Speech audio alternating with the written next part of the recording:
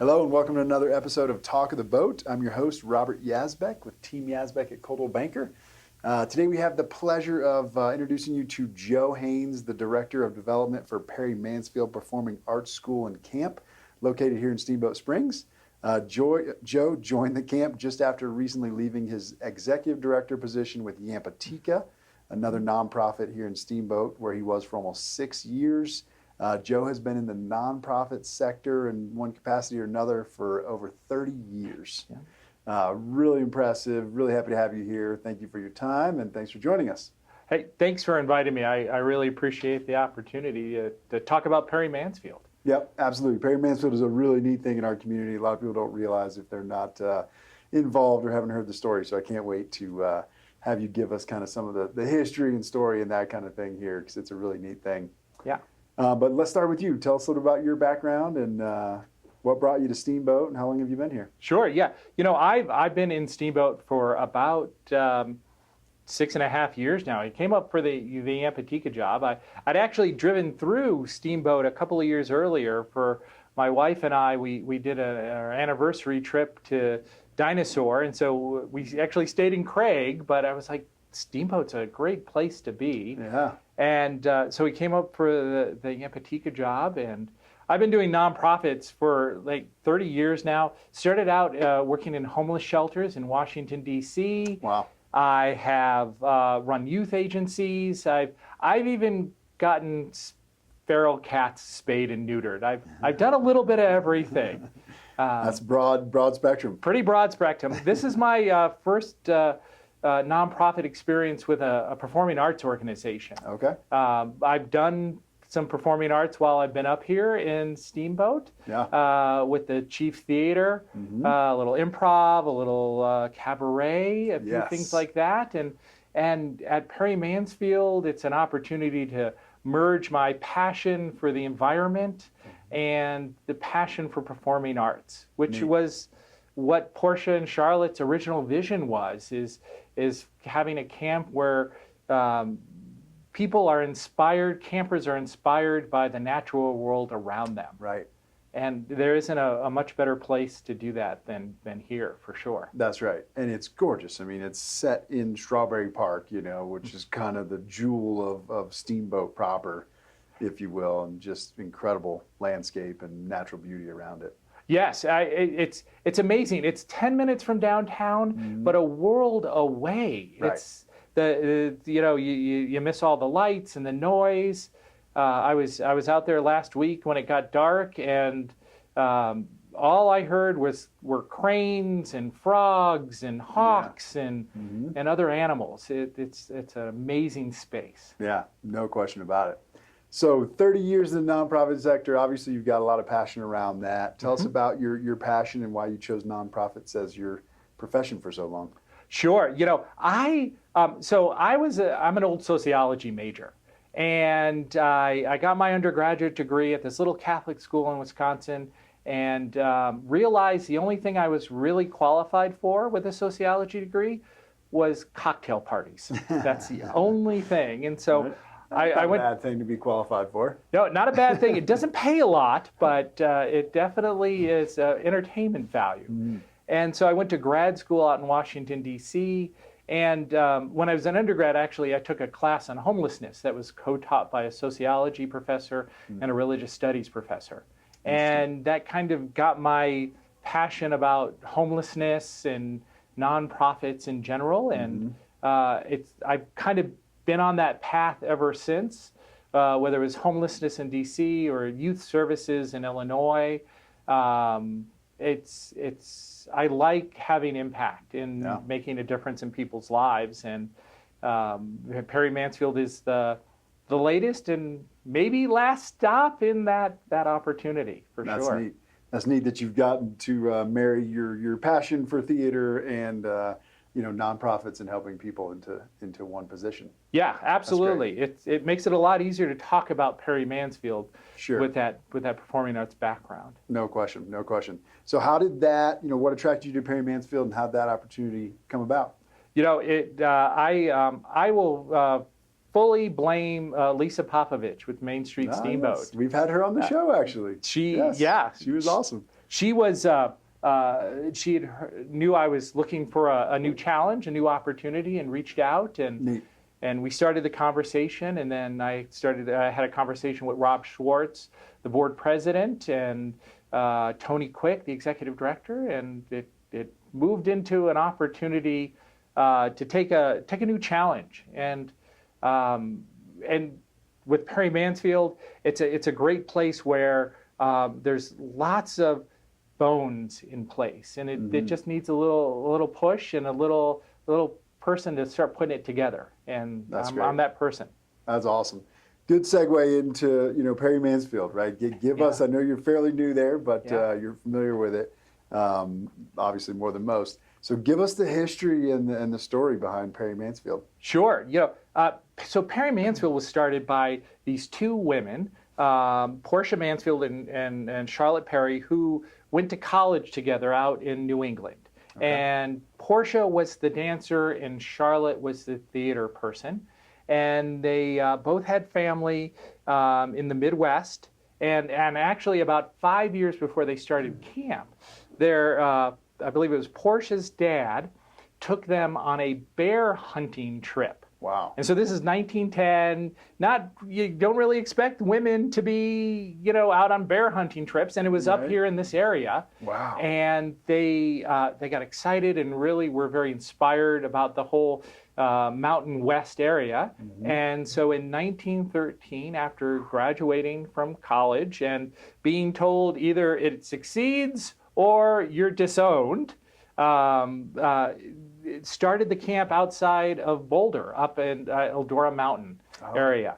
And they did it. They were there for 1 year. Okay. And then they had to move because they were just too close to Denver. Because guys from Denver kept coming up because they kept hearing about nymphs in little clothes dancing in the forest. Oh, geez. And so I missed that part of the story. Wow. Yeah. Okay. So apparently they were by a lake, and they had a whole bunch of guys in binoculars and whatnot looking across the lake at them dancing. Wow. So everything happens for a reason, right? Everything happens for a reason. So they came up here, and Perry Mansfield here was born in 1915. And as they say, that's how it started. And back in 1915, Steamboat was a little smaller, a little quieter, and there was a little bit of struggle. Sure. Like, what are these scantily clad women doing in the mountains and outside of town? And the wives, like when they had supplies delivered, the wives wouldn't let the men go on to the campus. So they had to basically leave all the supplies at the front gate to the camp, and then they had to come and get it and take it in. Wow. And eventually, though, they got more involved in the community. There was a big square dance where the campers came, and it was all women at the time, came and danced with the ranchers, and they did square dancing, and wow. And the relationship's grown ever since. And oh, that's neat. Yeah. Now this is like 55 years before the ski area opened, right? I mean, it was a long time. Long time ago. Oh yeah, there was nothing. Half a century before there was a ski area at all. And so, do you know about what time the ladies got together with the ranchers and did the dance? It was like in the 1920s, 1930s. Okay. Like, so it was still early on. Decade or two in. Yeah, absolutely. Interesting. And they were lucky in that Charlotte's brother ran a coal mine in Oak Creek. And so a lot of the buildings, like the early buildings from the 20s and 30s, they were built by coal miners who came up. She asked them to come up and to build cabins for them. So interesting. Yeah. And are all the original structures still there? Probably not. Okay. Yeah, I would say probably not. But the original building that was there when they got the property is the Cabine Cabin. That was actually from an old homestead from 1888. Wow. And they've just renovated it and added to it over the years. So that's the original building, but I'm sure some have come and gone over time. Yeah, I wasn't sure. That's interesting. And then there's some rather famous people that have attended the camp, right? Some of the alumni is yes. Right? Yeah. We Perry Mansfield is the oldest continually operating camp, performing arts camp in North America. Wow, And North America. Yeah, and so for many years we were the only camp around, and so we've got like the Julie Harris Theater is named after 10-time Tony Award winner Julie Harris, and Jose Limon, who started a professional dance company that's still around today, came to our camp, and in many ways the birth of modern dance started in large part at Perry Mansfield. Wow. But a few of our more famous recent ones would Jessica Biel is an alumnus of Perry Mansfield, and Dustin Hoffman are probably our two most famous theater ones. Right. And actually, Dustin Hoffman came to Perry Mansfield not as a theater student; he came for dance. Oh, really? And early on, apparently, Portia Mansfield had to pull him aside and say, maybe dance isn't for you, because he wanted to be the world's best dancer, and now he's one of the world's best actors. Right. And he actually came for a couple of seasons, and that was part of the appeal of, and continues to be part of the appeal of Perry Mansfield. It's not just about dance students coming for dance or theater students coming for theater.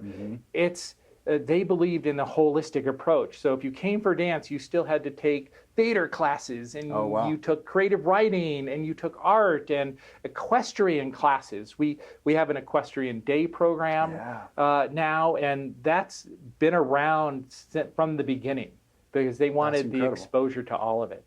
Right. So, that's such a unique thing. I mean, it's amazing. Makes Howelson Hill look, not that impressive when you say the longest running in North America, performing arts camp. That's incredible. I wouldn't say that. I'd say it's apples and oranges. Yeah. I mean, but to have Steamboat have the longest running performance art camp and the oldest ski hill in North America, that's a couple of big feathers in Steamboat's cap. Absolutely. That's really neat.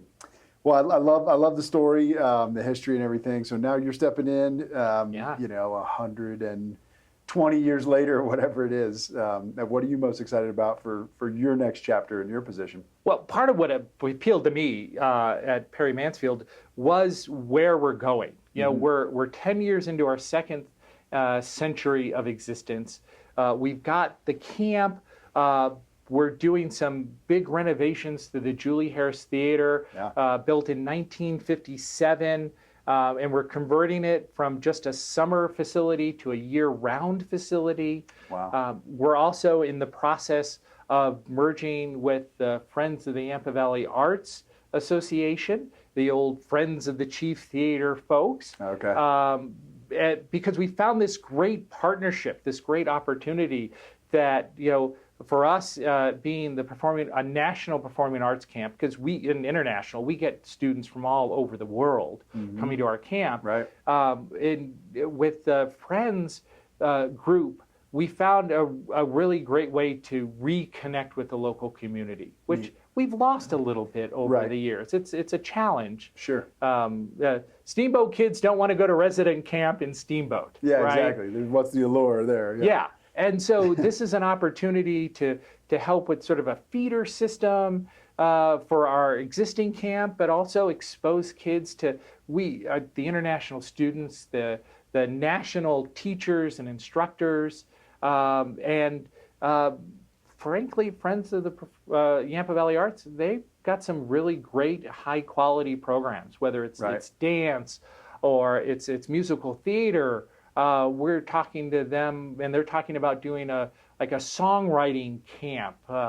And they're in Hayden, out at the Hayden Center doing programs. And so we saw it as a really great fit. Yeah. It also adds a home for the Yampa Valley Arts players. So we can do community theater in a space. Great. And the singer-songwriter series that Artie does. And we've got a great space. It's strings, but it's so big. Right. The Julie Harris Theater is about the same size as what the Chief was. It has about 175 people. It's a a black box theater, it's a thrust theater, and it's a third name that I'm still learning, but it's got a lot of flexibility. Oh, theater in the round. And so we can transform that space to meet all kinds of different needs.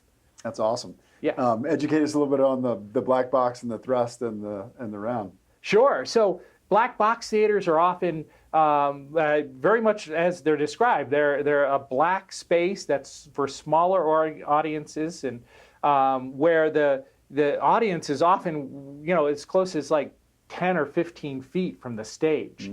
And so it's a more intimate setting. Right. And then with thrust, you've got your main stage. We can build risers out, 30, 40 feet into the audience. And so the audience is surrounding on three sides for the performances.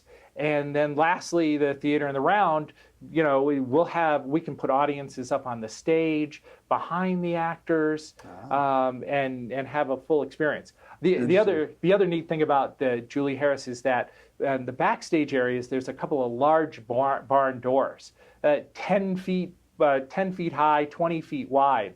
And in years past, they've actually opened those during performances and incorporated like horses, people on horseback riding back behind the theater as part of the experience. So wow, that's cool. Yeah. So that's kind of one of the main fundraisers going on right now. Yeah, that's our big capital project right now. What's the update on that? How's it going? And where can people help and that kind of thing? How Sure. can people help? Yeah, we've been really lucky. We've gotten some great grants from the state and State Historical Fund. We've been doing a lot of one-on-one conversations.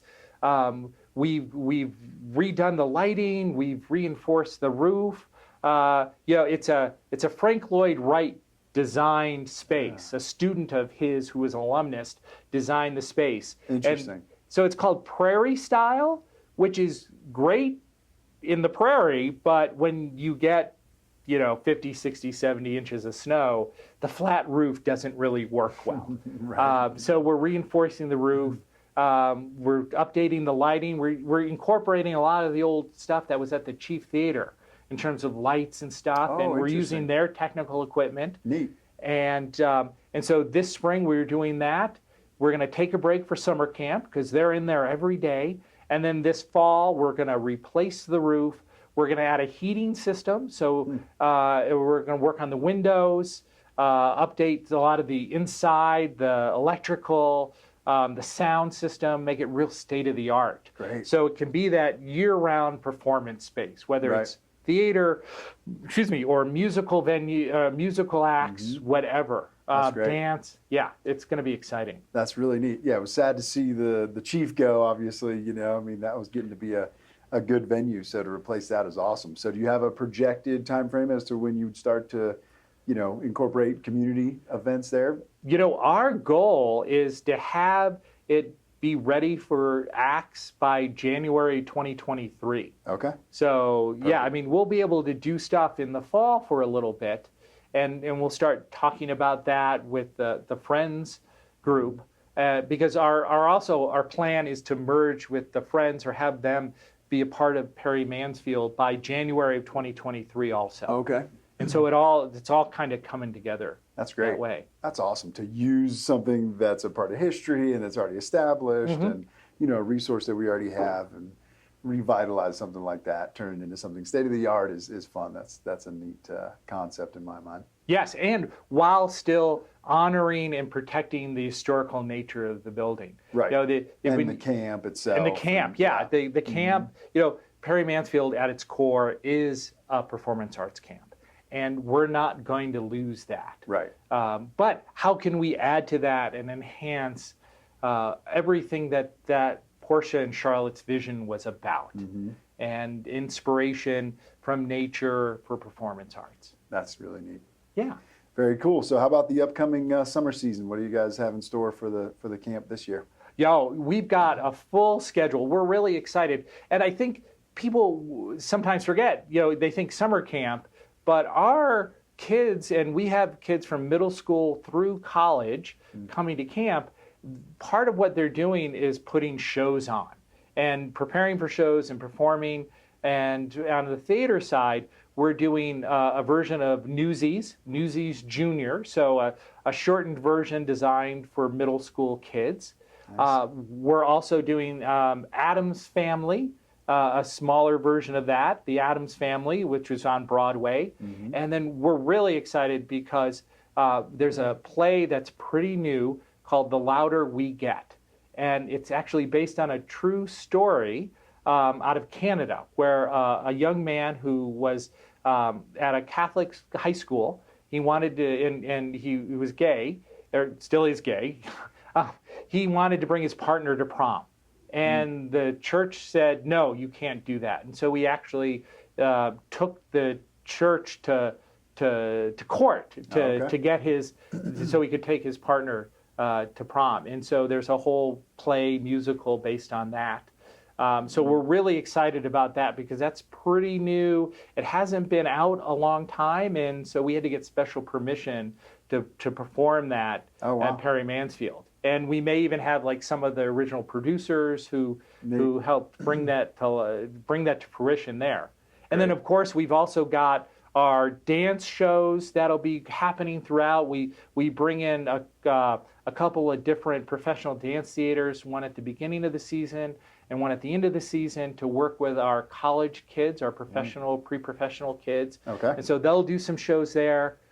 We have our Under the Stars events on Tuesday nights throughout the summer, where it's kind of like a backstage view of what the kids and what the teachers are working on, because many of our instructors are professional dance or theater people, or they're teaching at colleges, and so it's you get to see the how the sausage is being made a little bit. So sure, and it's all on our website. We've got our summer schedule up on our website, perry-mansfield.org, where they can see all the different shows, the dance stuff, and the everything in between. We'll also, of course, be performing for the 4th of July parade, which is a staple here. Yeah. We'll also be doing some music or performance on the green at the Botanic Park also.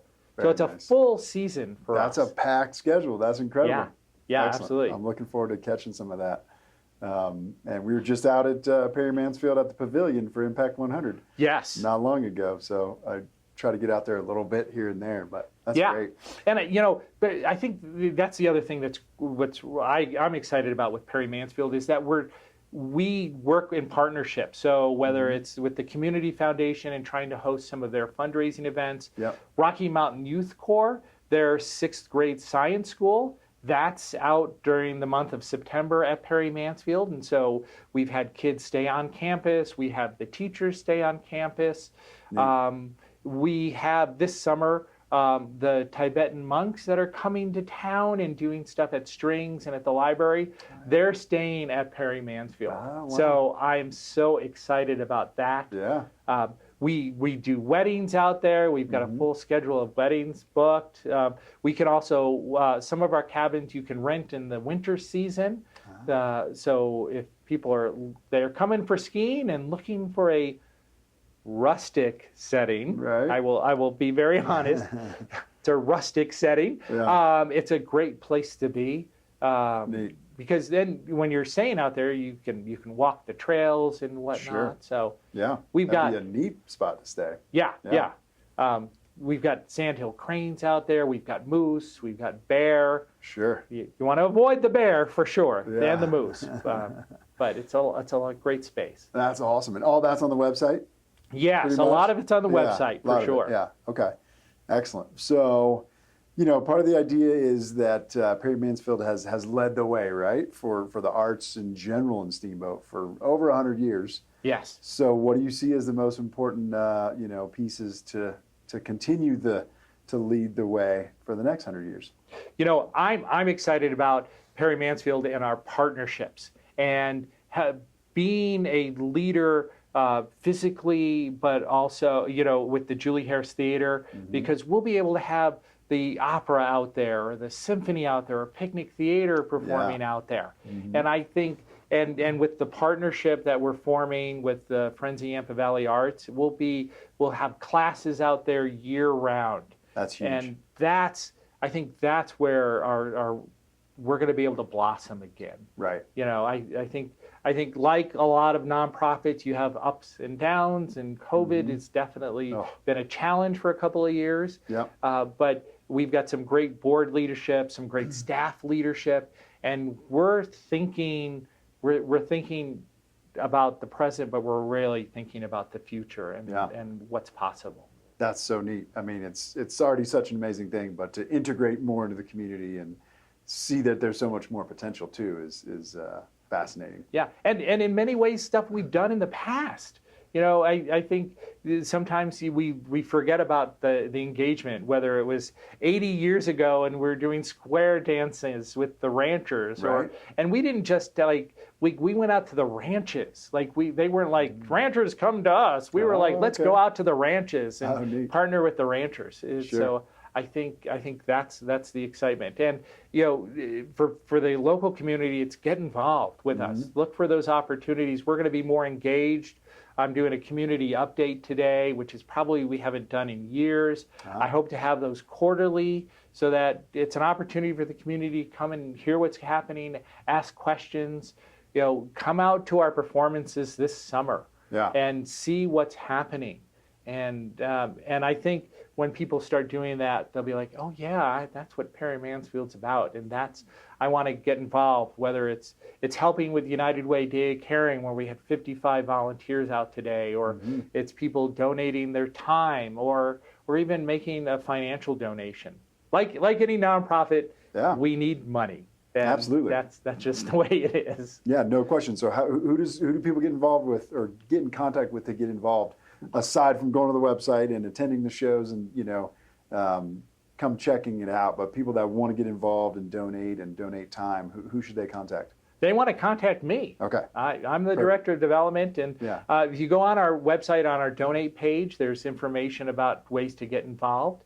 And my contact information is there also. Perfect. So, love it. We'll post all the information. Great. On where we post this podcast and everything. So fantastic. Beautiful. Did we leave anything out? That was really good. I am sure as soon as I walk out the door, I will remember a few things. But I think that it was great. That was excellent. Well, thank you so much for being here. We really appreciate it, and I'm excited to get out there more this summer as well and spread the word too. So, congrats on your new position and good luck to you. Thank you. Thank you so much. Thank you. Appreciate it. Thank you for joining us for another episode of Talk of the Boat. Join us next week.